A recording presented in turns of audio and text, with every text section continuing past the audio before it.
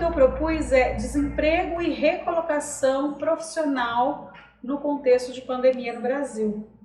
E a redação que eu selecionei para ler hoje para vocês é de uma aluna muito presente ali no grupo, que tem muita interação, que se chama Jennifer Facundes, que eu também conheço como Mel, que é de São Bernardo do Campo, que eu descobri hoje, que é a cidade onde eu fui criada e onde com muito orgulho fui aluna da escola pública do Kennedy, né, onde minha mãe também foi professora.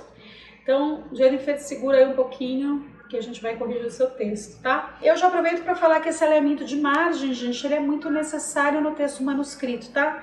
Lembre-se da margem esquerda e da margem direita. É muito ruim para o corretor, para o avaliador, que corrige centenas de textos, tem que ficar uma linha aqui, outra ali, outra aqui, outra aqui.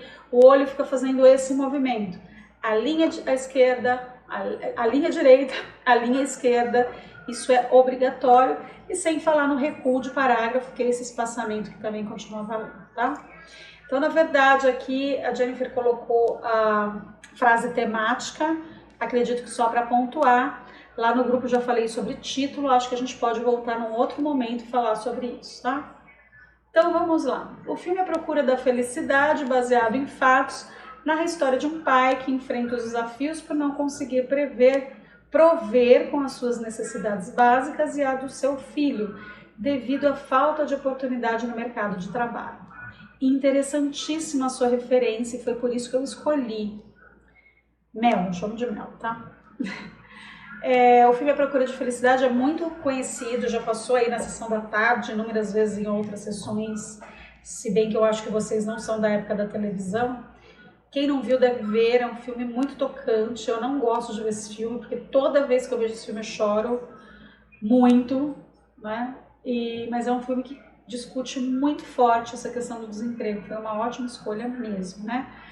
Alguns alunos perguntam, devo usar aspas, devo usar todas as iniciais maiúsculas ou somente a primeira? Gosto do cliente, como eu digo, não importa. Marque que é o nome do filme, tá? Como está aqui, tá bom, tá bem feito, tá? E eu adorei que a Mel usou baseado em fatos, tá, gente? Alguém já deve ter dito para ela que fato real é redundância, tá? Eu vejo muita gente usando essa expressão, isso é baseado em fatos reais. Poxa, todo fato é baseado na realidade, então é uma redundância e vejo que a escolha dela foi baseada em fatos. O suficiente, muito bom, é isso aí. Então o filme A Procura da Felicidade, baseado em fatos, na história de um pai que enfrenta os desafios. Eu colocaria mais uma vírgula aqui para marcar, ela é opcional, tá? Por não conseguir prover com as necessidades. Aí a gente vê o caso de regência, que muita gente não sabe o que é. Quem provê, o que é prover? Vocês conhecem esse verbo, né? Prover é sustentar, prover é conseguir abarcar as necessidades, né, de alguém. Quem provê algo, tá? Então a regência não exige a preposição. Prover as necessidades básicas, as suas necessidades básicas e a do seu filho. O filho tem só uma e o pai tem várias, né? Então seria e as, tá? Do seu filho, são necessidades iguais. Devido à falta de oportunidade no mercado de trabalho. Ótimo, período curto, muito bem. Similarmente, com vírgula, muito bem, o desemprego e a batalha por uma recolocação profissional é hoje a realidade brasileira. Muito bem pontuado, vejam que o adjunto adverbial de tempo entre vírgulas. Ao que me consta, não há repetição de palavras, o que no primeiro parágrafo costuma ser bem comum. Então, considero um ótimo trabalho até aqui. Por conseguinte, olha o uso do conectivo, que ótimo.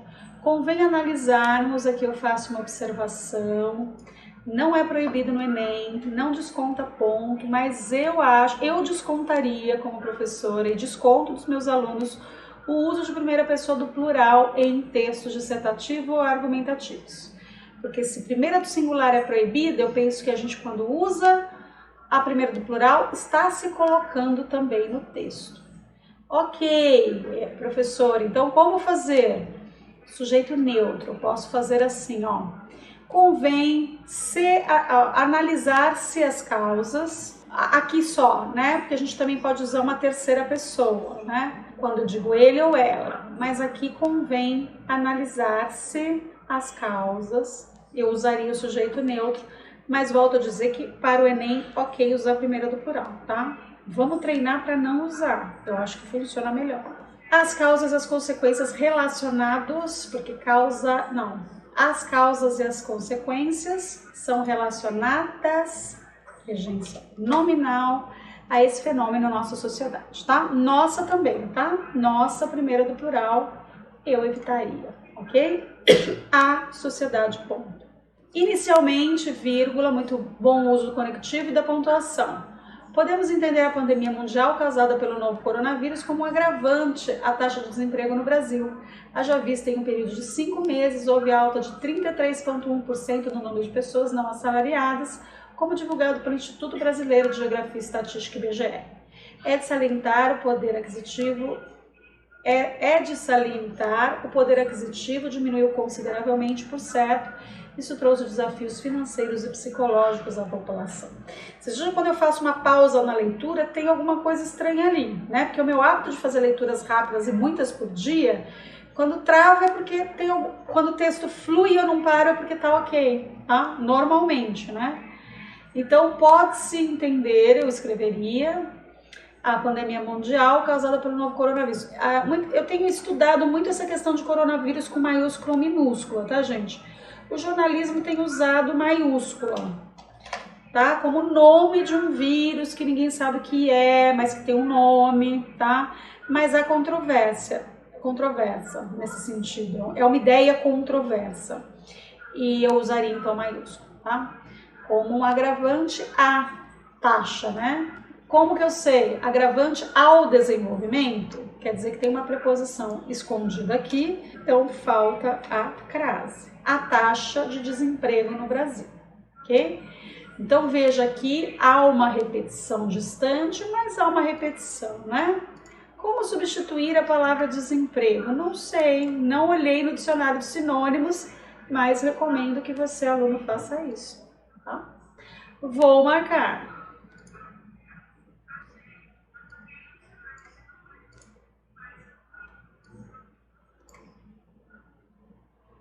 A Mel usou um filme americano. Posso usar um filme americano? O tema do Enem não é só Brasil? Posso, tá? Se eu trouxer a discussão para o campo do nosso Brasil, do nosso país, tudo bem. Se ela não citasse Brasil, eu entenderia de maneira subjetiva que se não é outro país, é Brasil, tá? É assim que se avalia. Haja vista é uma expressão que eu não uso, porque eu acho que cheira mofo, viu, Mel? A minha avó usava, mas tudo bem, tá certo. É só lembrar que haja vista sempre no feminino, tá? Quer usar, tudo bem. Haja vista em um período de 5 meses, aqui não tem essa separação, porque a gente está falando de uma coisa só. Haja vista em um período de 5 meses, houve a alta de 31% no número de pessoas assalariadas, como divulgado pelo IBGE. Então, esse trecho que eu não entendi, que você vê que eu parei ali, né? Eu acho que faltou o quê? Eu vou corrigir assim. É de salientar, e aí não teria vírgula, que o... né? E mesmo assim, eu acho que ainda falta um pronome aqui. É de se salientar, vou deixar. Que o poder aquisitivo diminuiu consideravelmente, por certo, entre vírgulas, muito bom. Isso trouxe desafios financeiros e psicológicos à população. Desafio financeiro, desafio psicológico, ok, tá? Então aqui trouxe um elemento que eu considero do texto motivador, tá? Não lembro de cor, mas eu botei dados lá. Mas toda vez que eu tenho dado numérico, para mim, não é repertório do aluno, porque o aluno não lembra número tão específico assim, 33.1. Para mim, não, ela não trouxe repertório ainda, tá? Quer dizer, trouxe no primeiro parágrafo, né? Aqui não. Logo, a massa inativa busca estratégias para driblar este momento tão sensível. A saber, o networking, rede de contatos como sistema de suporte, adquiriu uma ampla relevância como explica o Jornal do Grande ABC da cidade de São Paulo.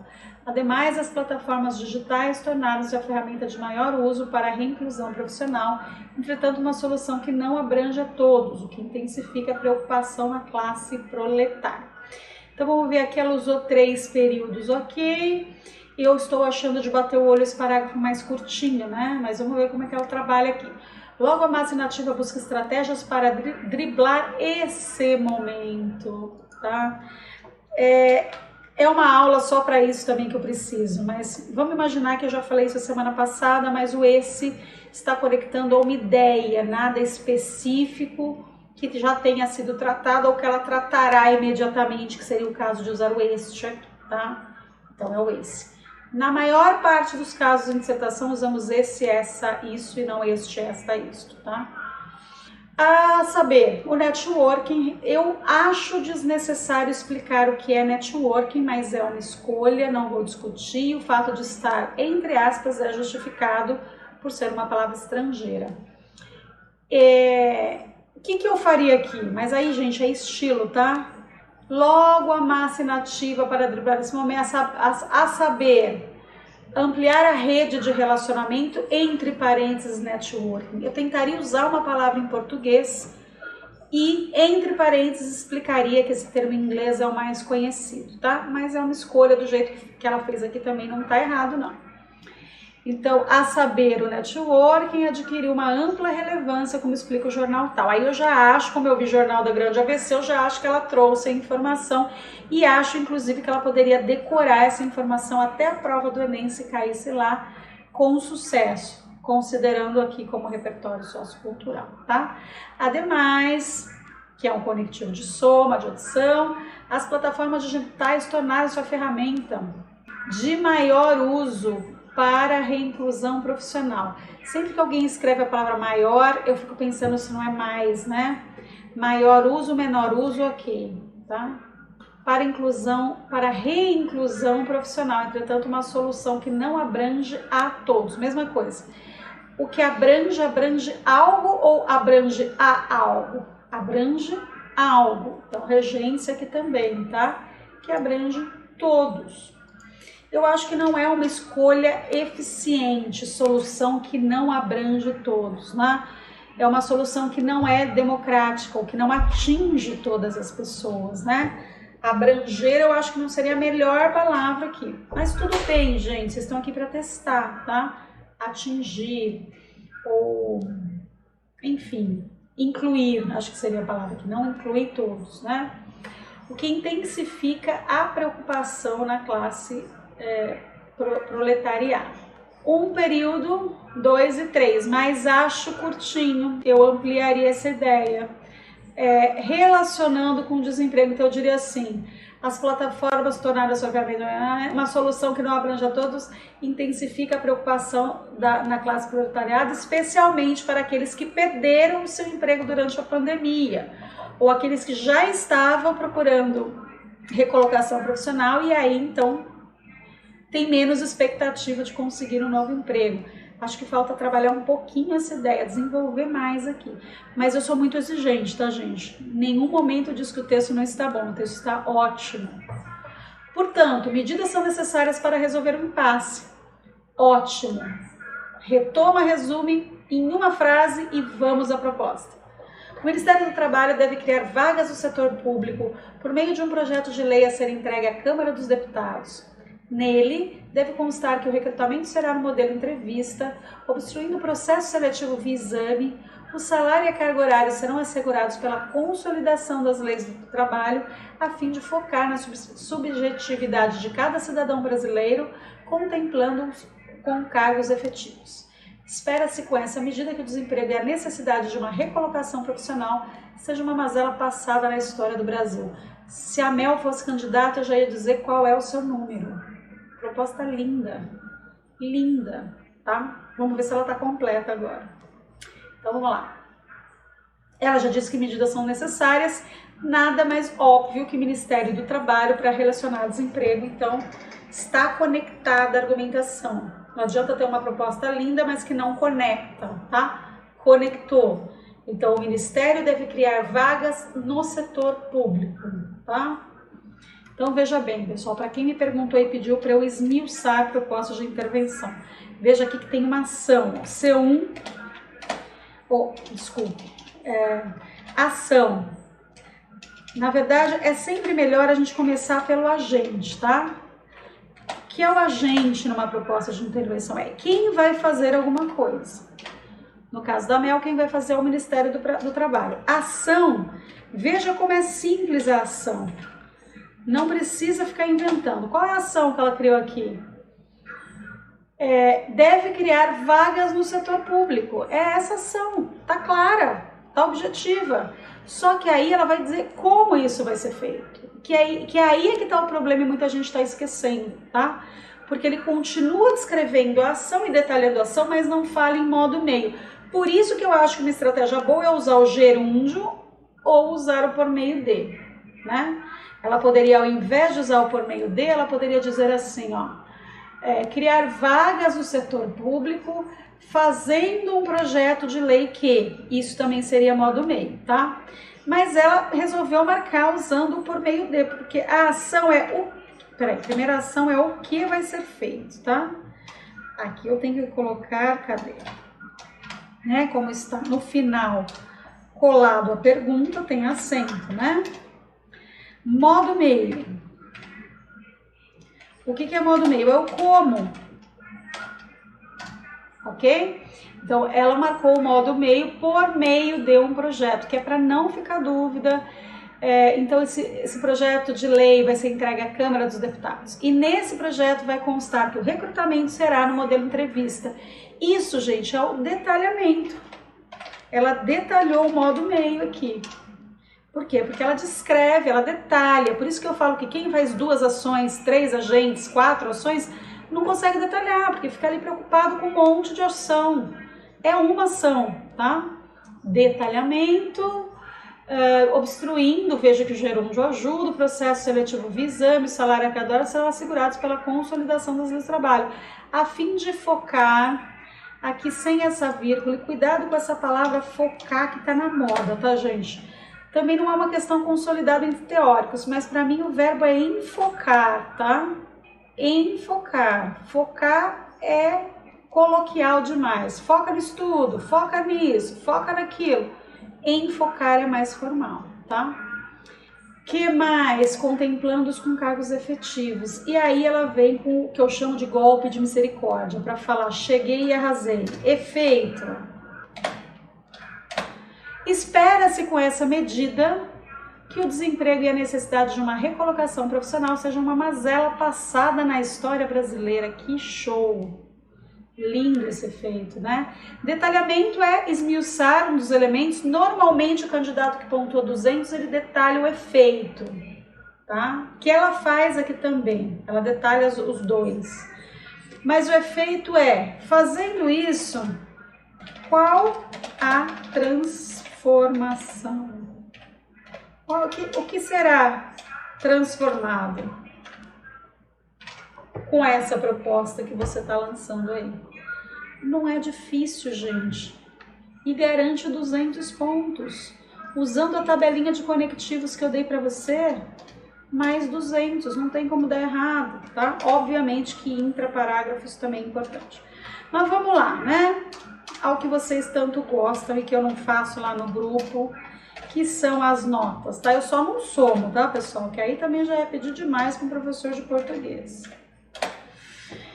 Então, vamos lá comigo, né? O que vocês consideram aqui? Temos um texto perfeito? Quantos erros eu marquei? Um erro, que não é erro. Esse é 1.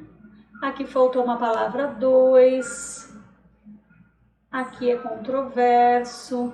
Mas tem palavra que eu tirei, tem uma vírgula que é opcional aqui. Eu acredito que pelo número de erros e a incidência, não sei se vocês sabem, que uma pessoa pode pontuar 200 pontos em linguagem, mesmo tendo até 3 erros de natureza diferente, tá? Então, se o aluno errar 2 vezes a pontuação, mesma natureza, não pontua, tá? Se o aluno errar uma regência, um caso de acentuação e um caso de ortografia, ainda assim ele pontuou 200, tá? Então eu não sei se vocês sabiam disso, mas é assim que é feita a correção, tá lá no manual. Então eu não tenho número de erros para não pontuar 200 aqui, tá? Talvez corrigindo aí com mais rigor, mas a minha ideia não é tirar, é oferecer os pontos que cada um merece ter, isso? Competência 2, também tem um repertório ali usando filme, traz o jornal do Grande ABC, 200. Competência 3, que é a mais difícil, esse texto tem problema? Ele tem um pequeno problema, tá? Que eu tiraria aqui na competência 3 no projeto de texto, que é esse segundo parágrafo argumentativo que poderia ser mais desenvolvido. É uma ideia reduzida a uma informação de um jornal que ela não aproveitou e trabalhou e desenvolveu ali, tá? Esse projeto de texto a gente chama de lacuna, ele tem uma lacuna aí, tá? Como eu percebo isso? Até em relação à harmonia com os demais parágrafos. Então aqui eu daria um 160, uma vez que é um projeto interessante, tá? E os elementos coesivos? Inicialmente, logo, portanto, usa entre os parágrafos, por conseguinte, é de salientar. Tem esse probleminha aqui. Tem esse probleminha aqui que é o que eu não entendi. Sabe aquele trecho? É de salientar que me parece um erro ali, tá? Então também acho que tem que começar aqui para ser perfeito, embora a regra é que pelo menos 2 parágrafos começando com o conectivo você já pontua 200. Mas eu acho que para ser 200 ainda tem uma questão de fluidez que me fez tropeçar em alguns momentos desse texto. Rodrigo, começa a calcular aí, por favor, tá? 200 de competência 5, acho que não precisamos falar que se trata de um texto de ótimo a excelente. Quantos pontos, Rodrigo? 200. 200, 400, 600, mais 320. 200. 600, 700, 800, 920. Tô certa, gente, porque não sou para fazer conta, né? Não posso passar vergonha aqui no YouTube. É isso? Mel pontuando 920 no mês de outubro, é 1000 na certa, 960 no Enem. E ó, não erro. Não erro. Pergunta para ex-aluno meu, tem uma lista, se o que eu falo aqui não bate lá no Enem. Então vou falar, Mel, não aceito menos que 920, para quem tira 920 aqui, nessa altura do campeonato. Combinado? Quero receber sua foto pelo WhatsApp, quando sair lá a sua nota e tiver algo acima de 900, tá combinado? Vamos combinar isso? Pergunta. Ana Castelo, na introdução não faltou mais detalhes do filme? Então, faltou, exemplo, Ana. Sim. Ano de lançamento? Sim, boa, Ana. Faltou. De fato passou. Eu fiquei tão encantada com o uso do filme e eu já falei isso no grupo. Quanto mais informação, melhor. Mas sabe o que acontece? Esse filme, ele é tão conhecido que às vezes dispensa, tá? Mas não substitui, tá? Na próxima, Mel, lembre, sim, o filme A Procura da Felicidade, coloca entre parênteses o ano de lançamento, eu acho que é legal. É uma plataforma, por exemplo? Sim, porque eu não falei plataforma porque eu não sei se esse filme está em alguma plataforma, deve estar. Se tiver no Netflix, coloca no Netflix. Mas para vocês, eu considerei, é que nem falar Lagoa Azul na sessão da tarde, que passa tantas vezes. Me parece que alguns filmes dispensam essa apresentação, tá? Pensa naquele corretor que é um cara velhinho que nem eu, que não conhece coisas muito atuais, mas um filme como esse certamente conheceria. Mas não dispensa, coloquem ali entre parênteses, acho que foi uma ótima pergunta, Ana. Se gasta muita linha com detalhamento. Detalhamento, gente, não é falar do dia que você nasceu até o dia que está fazendo o Enem. É olhar esse exemplo aqui do texto da Mel. Eu acho que ela detalha 2 vezes quando ela explica como isso vai ser feito. Então vamos lá. Por meio de um projeto de lei a ser entregue à Câmara dos Deputados. Isso é um detalhamento. E no final ela diz, com essa medida do desemprego, a necessidade de uma recolocação profissional seja uma mazela passada. Isso já é detalhar, tá? Precisa contar uma história, não precisa de 3 linhas. É algo a mais que simplesmente dizer o que precisa ser feito, já detalhou, tá? Eu acho que esse exemplo aqui do texto da Mel fica muito evidente que é o tamanho de uma proposta de intervenção eficiente, porque não tem que ser bonita, feia, tem que ser eficiente, matador, ir lá e cumprir seu papel. Não tem como não dar 200 nessa proposta de intervenção aqui, tá? Poderia fazer um pequeno comentário sobre a construção de um período e por que 3 períodos? Ótima pergunta, Paulo. Isso é um estudo de muito tempo que a gente já fez. O texto de vestibular era um gênero específico. Tem professor que discorda de mim. Eu acho que tem um gênero que chama gênero redação de vestibular, porque ele é diferente de todos os outros tipos de texto. E tem alunos que são excelentes em redação de vestibular, mas escrevem muito mal na vida real, por exemplo, né? Em outros gêneros. Então, no gênero de vestibular é estudado que para ele ser eficiente os períodos precisam ser curtos. Isso traz fluidez, tá? E não sou eu que estou falando, você pode pesquisar, tem um monte de gente que já estudou e disse isso. São 3 no mínimo, tá? E aí a sua pergunta é... Comentário sobre a construção de um período. Como se constrói um período? Ele tem que comunicar começo, meio e fim e ser curto. Tá? Eu acho que os exemplos que a gente tem aqui nessa correção hoje explicam. Por exemplo, eu vou pegar um aqui. Logo, a massa inativa busca estratégias para driblar esse momento tão sensível. Ponto. Cumpriu o seu papel. E aí, de novo, a saber, aí vai especificar. Com o treino, Paulo, você vai vendo como isso é fácil. E ao pontuar, você imediatamente usa um conectivo daquela tabela que eu passei para vocês. Que é o que ela faz aqui, ó. Ela já foi ademais, pontua conectivo. Isso traz fluidez, você vê que você lê o texto, é fácil de ler. Estruturas complexas, orações subordinadas, levam você a errar. Você perde o sujeito, põe oração intercalada no meio, não traz fluidez. E nós temos uma competência só no Enem para isso, tá? E na maioria dos vestibulares, a competência 1 e 4 é uma só, tá ligada à linguagem. No Enem não. A gente tem uma competência só para a coesão. Então, por que a gente vai arriscar e fazer período longo? Período curto, vai pontuando e vai usando o conectivo. Não tem como dar errado. Competência 4, gente, se você treinar é 200 na certa também. Não tem como, mas tem que treinar. Professora, dado do IBGE não contou como repertório, então como poderia desenvolver isso? Não precisa. Ninguém disse, Mel, que todo parágrafo tem que ter repertório sociocultural autoral. Que eu acho, inclusive, eu vivo falando isso. Quando você fica recheando de repertório, você não desenvolve bem o texto. Você está tão preocupado em trazer filósofo que o texto se perde ali naquele projeto. Então, do jeito que você fez, está ótimo. Tem uma pequena falha de lacuna ali, mas essa maneira que você encontrou de trazer do texto motivador é uma solução bacana e eficiente.